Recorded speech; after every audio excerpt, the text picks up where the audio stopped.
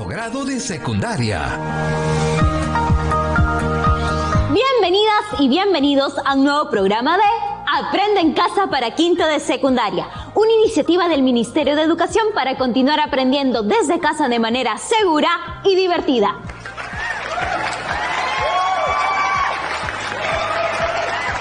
En el programa de hoy hablaremos sobre ciencia y tecnología.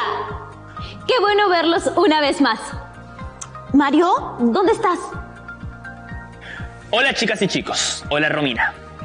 Estuve volando por las playas de la ciudad de Lima y mi visión me indica que la contaminación del plástico aquí es muy alta y está deteriorando los ecosistemas. Mira, las playas Yuyos, Sombrillas, Agua Dulce y Pescadores, las 4 tienen índices preocupantes de acumulación de microplásticos en la arena. Espera, ahí veo personas. Ahora entiendo. La contaminación se debe a los envases descartables que tiran en el suelo. Así es, Mario. Buscando información, encontré que la contaminación por plástico es uno de los problemas ambientales más graves en el mundo. Daña especies y hábitats marinos y causan impactos económicos que afectan la pesca, el turismo y la navegación. Veo que es algo realmente serio, Romina. Voy detectando que tenemos un nuevo enemigo. Creo que sí. Mis archivos dicen que la contaminación por microplásticos en los entornos marinos causa riesgos para la seguridad alimentaria y no puede ser, para la salud humana también.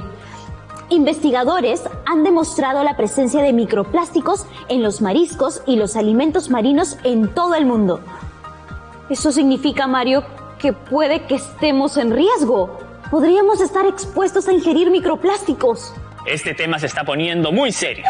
Porque los compuestos químicos que están en los plásticos o adheridos a los microplásticos podrían convertirse en cancerígenos, es decir, que al ser ingeridos pueden producir cáncer, y mutagénicos, que causarán cambios en el ADN celular.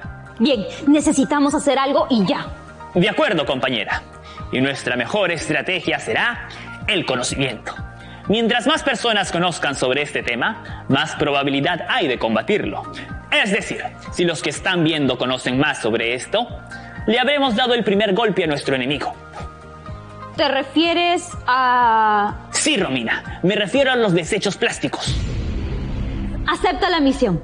Por eso, en el programa de hoy, el conocimiento será nuestro mejor aliado. Hoy investigaremos sobre la deformación del elástico al aplicarle una determinada fuerza y aprenderemos cómo analizar datos obtenidos para probar nuestras hipótesis. También, hoy vamos a reflexionar sobre el proceso y resultados de la indagación, así como las acciones que podemos generar en el uso responsable del plástico. Y para eso necesitamos que vuelvas al estudio. Oh, tienes razón. Solo dame un minuto, que quiero pasar por encima de un sitio buenazo donde vienen unos anticuchos. Ya regreso. El destino del mundo depende de nosotros y tú piensas en comida. ¿Me traes un plato, por favor? Gracias. ¡Ay, qué lindo verte, amiga! Ahora que Mario ha salido en una misión, ¿puedes contarme? ¿Hiciste esa indagación sobre la deformación de las ligas? La hice, amiga, y la verdad me encantó construir el modelo, aunque tuve un pequeño problema al inicio. Oh, ¿por qué? ¿Qué pasó? Bueno, al registrar la masa de los cuerpos me di cuenta que no tenía balanza. No te creo. ¿Y qué hiciste? Fui a pedirle ayuda a la señora que atiende en la tienda de mi cuadra y felizmente tenía. Menos mal. ¿Y la gráfica que obtuviste era la que esperabas? Al inicio mis datos no tenían ningún patrón, realicé 4 veces el experimento y al final obtuve la gráfica que esperaba. Creo que esto sucedió porque al inicio usé lentejas pequeñas que estiraban muy poco la liga. Cuando les cambié por payares que pesaban más, el estiramiento fue mayor y al graficar los datos, el resultado fue el que esperaba. Interesante. ¿Hay algo que cambiarías en el modelo que se usó?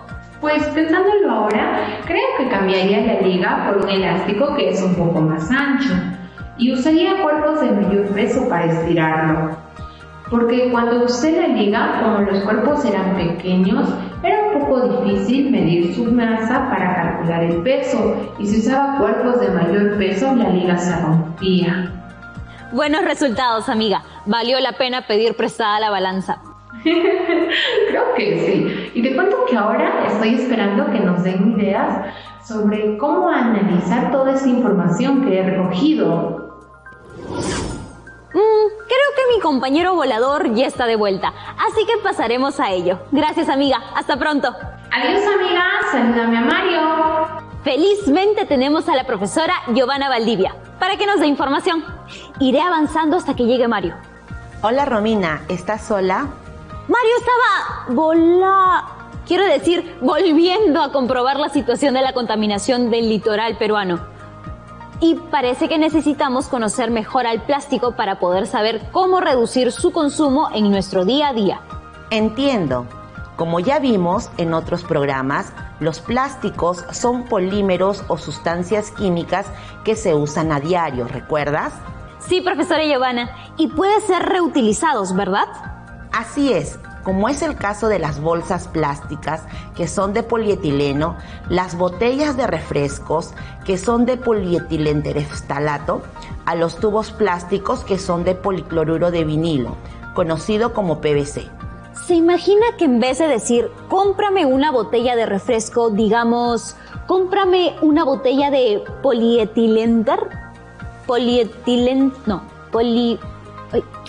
usted me entiende. En fin, son resistentes, ¿verdad, profesora? La mayoría de los plásticos que se mencionan tienen un buen nivel de resistencia a la deformación. Justamente el tema que nos llevó a indagar fue conocer el comportamiento elástico de los plásticos. En este caso se utilizó una liga, que no es de plástico exactamente, pero tiene la propiedad de elasticidad de los plásticos.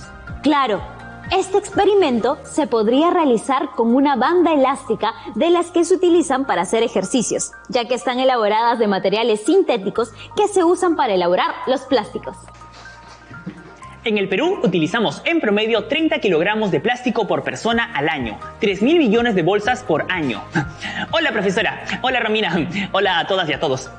Hola muchacho, calma, respira, parece que vinieras volando. Es verdad lo que dices, como seguro recordarán, en Lima Metropolitana y el Callao se genera 886 toneladas de residuos plásticos al día, representando el 46% de dichos residuos a nivel nacional. Sí, vengo volando. En sentido figurado, obviamente. Obviamente. Lo que decía era que el problema principal es que para que un plástico se degrade hay que esperar aproximadamente 400 años. No lo sé. Yo creo que el problema principal es que en el año 2015 el 90% de las aves marinas ya habían ingerido plástico. El daño que generan al ecosistema marino es muy alto. En junio de 2018, en las costas de España, apareció un cachalote muerto y en su interior se encontraron 32 kilos de bolsas plásticas, redes y un tambor. Ok, no vamos a pelear por cuál de los dos problemas es más grave, sobre todo porque ambos están relacionados. Es verdad, y debo decir que el punto de Romina también tiene sentido. Los microplásticos, por su tamaño muy pequeño, son ingeridos por los peces, porque los confunden con sus alimentos, acumulándose en el animal. Luego este pez, al ser ingerido por otros seres vivos, incluyendo al ser humano, le produce daños a la salud. Es como si fueras un pez, vieras un plato de comida, como unos ricos anticuchos, y de pronto ¡pum! Es plástico y ya te lo comiste. No creo que un pez quisiera comer un anticucho, pero creo que entendimos el punto, compañero. Por otro lado, la ciencia tiene una gran oportunidad para generar un cambio positivo. Así es, necesitamos estudiar los materiales que usamos para saber cuáles son menos contaminantes, cuáles se degradan rápidamente y cuáles podemos reciclar. Nuestra indagación se realiza pensando en que, para generar productos de plástico, hay que seleccionar ciertos materiales y estudiar sus propiedades.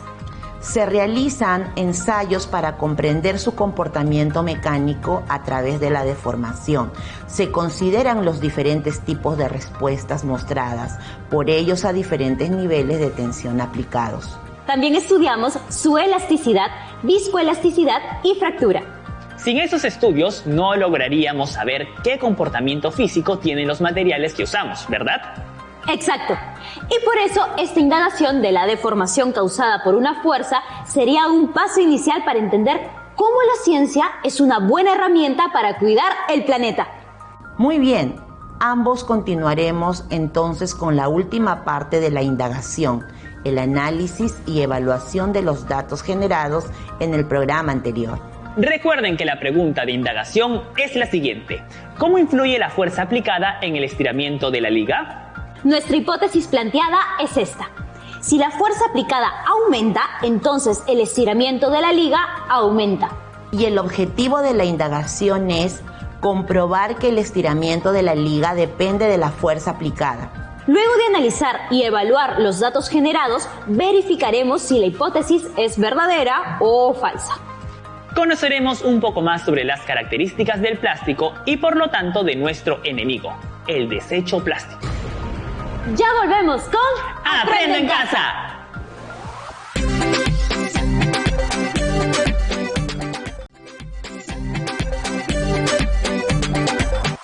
Ya estamos de regreso.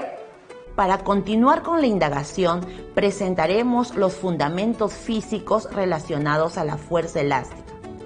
¿Cuál sería la primera pregunta? Sobre los fundamentos físicos relacionados con la fuerza elástica, quizás podría ser, ¿qué es un cuerpo elástico? Exacto. Un cuerpo es elástico cuando al ser sometido a la acción de fuerzas externas se deforma, pero regresa a su forma original cuando se retira la fuerza. ¿Qué es lo que observan? En la imagen veo un resorte que al aplicarle una fuerza, en este caso el peso de un objeto, se estira. Y si se agrega más peso, el resorte se estirará más. Pero al retirar el peso, el resorte regresa a su longitud natural. Por lo tanto, entiendo que el resorte es un ejemplo de cuerpo elástico.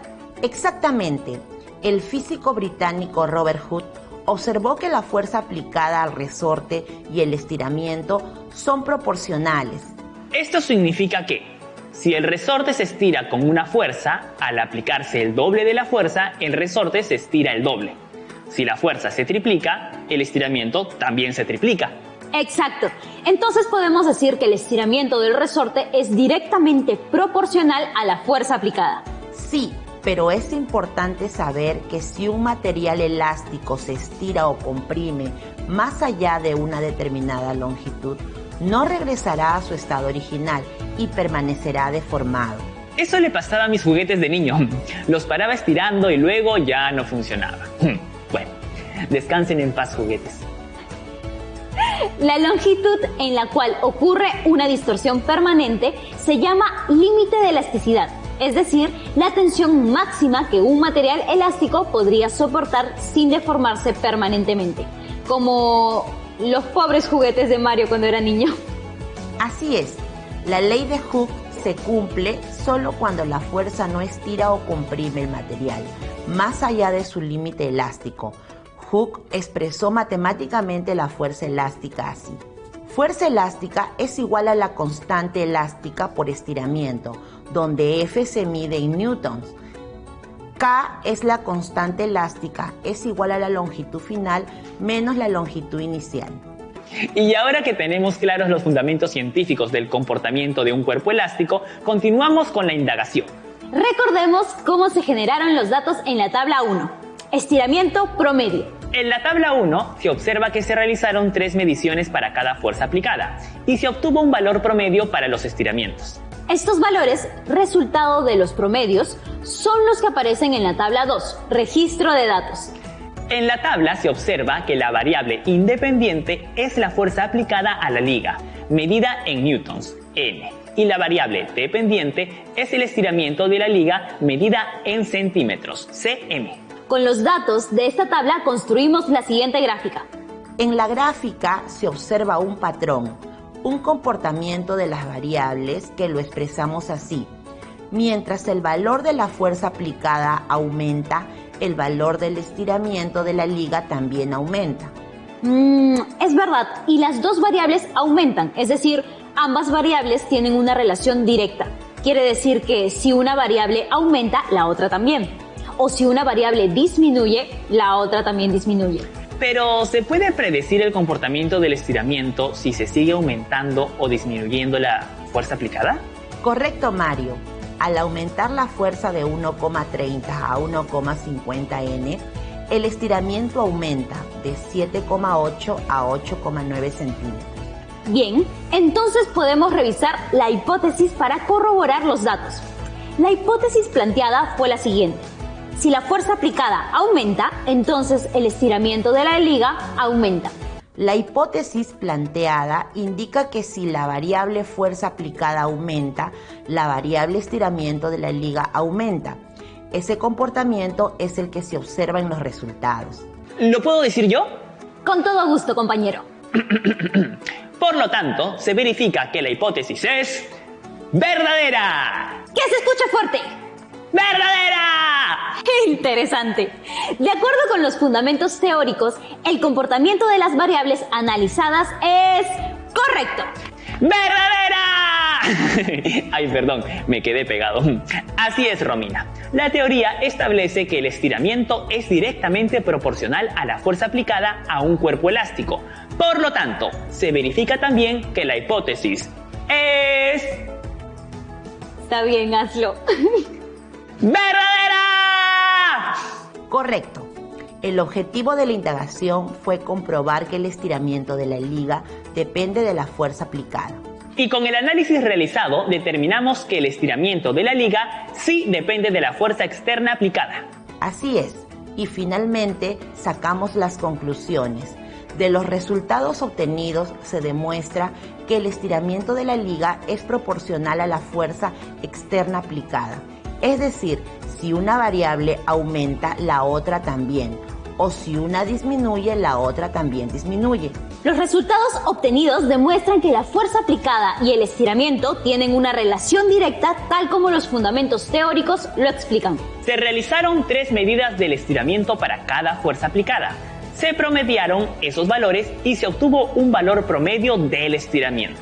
Recordemos un par de cosas importantes.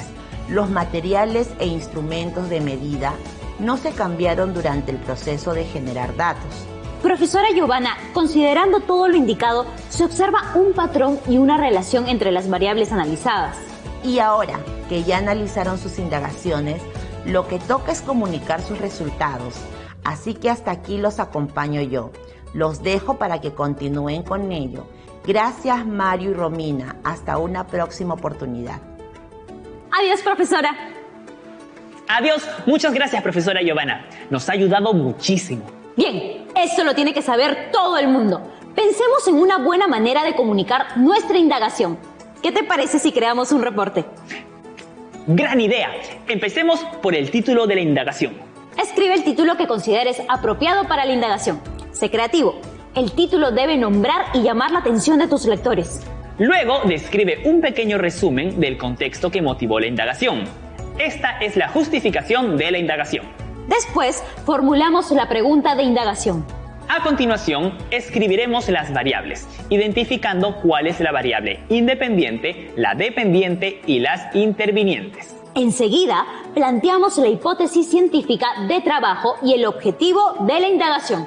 Lo siguiente es describir el diseño de estrategias. Realiza una breve descripción de todo lo que se hizo y usó para realizar la indagación, como qué instrumentos utilizaste para medir las variables, qué variables permanecieron controladas o constantes. Explica cómo fue el proceso de generación y registro de datos. Elabora tus tablas con los datos obtenidos. No olvides colocar las unidades, es muy importante. Presenta tu análisis y conclusión. Construye la gráfica con los datos registrados y explica todas las observaciones que has obtenido de la gráfica. Determina si la hipótesis es falsa o ¡verdadera! A partir de los resultados y de la constatación que hagas con los fundamentos teóricos. Y finalmente, realiza una evaluación del proceso de indagación. Describe si sus datos son confiables. Explica por qué lo son. También describe en qué proceso pudiste equivocarte o las dificultades que pudiste tener al realizar el experimento. Con la elaboración del reporte en el que puedes usar este esquema u otro que puedas conseguir por tu cuenta, habrás terminado la indagación. Pero se deben iniciar otras. Necesitamos más personas que sigan indagando y así aumentar los espacios de investigación científica. Es verdad, necesitamos más personas que indaguen, como por ejemplo, en los efectos directos en la salud humana de... No creas que lo hemos olvidado, nuestro enemigo, el desecho plástico. No te hemos olvidado, desecho plástico. Centremos las investigaciones futuras en las técnicas de seguimiento de los microplásticos a lo largo de la cadena de suministro, por ejemplo. ¿Quieres decir que el desecho plástico ha llegado a las compras? Exacto.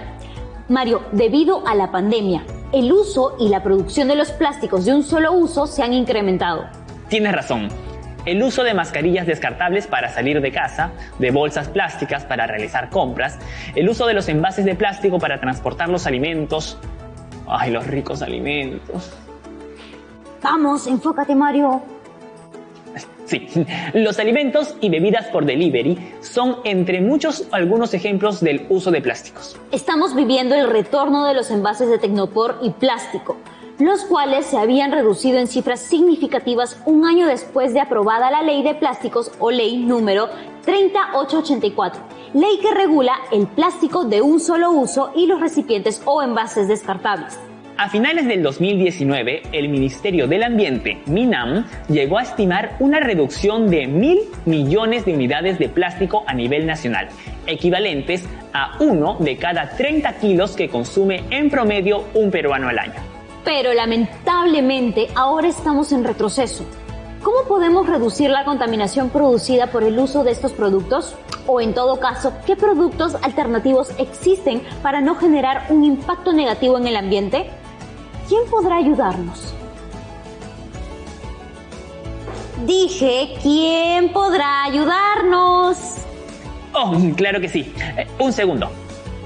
El Ministerio de Ambiente, a través de su campaña Nuestro planeta no es de un solo uso, promueve el uso de mascarillas reutilizables que pueden comprar o elaborar siguiendo las indicaciones descritas en la web del Ministerio de Salud.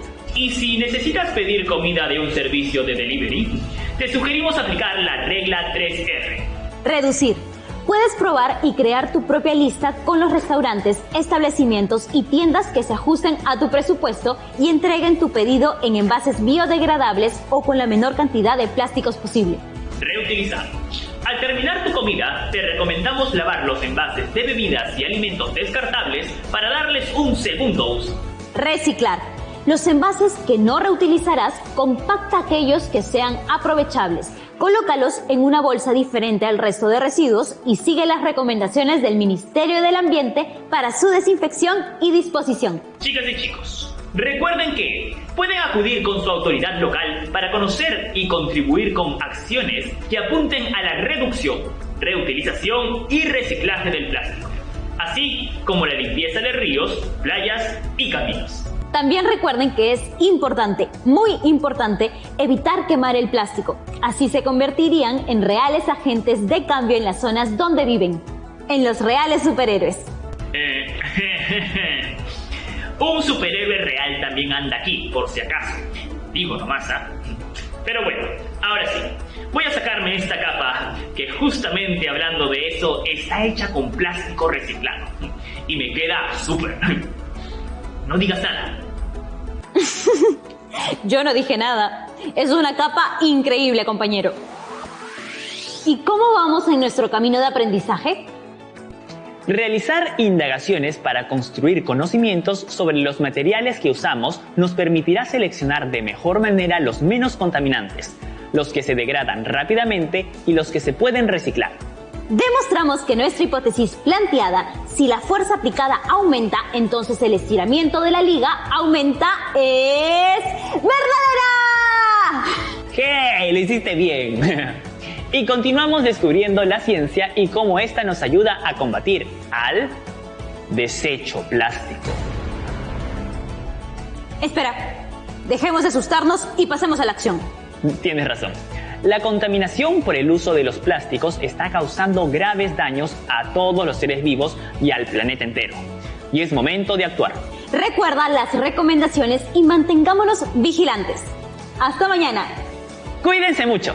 Y a estudiar siempre. ¡Chao!